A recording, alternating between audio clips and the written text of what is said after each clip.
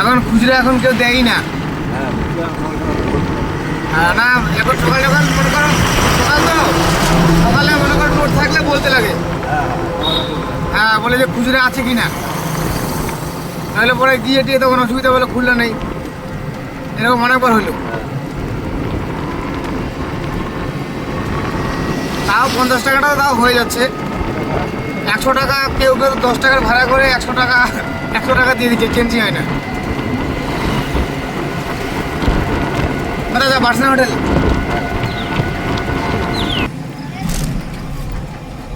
বাস।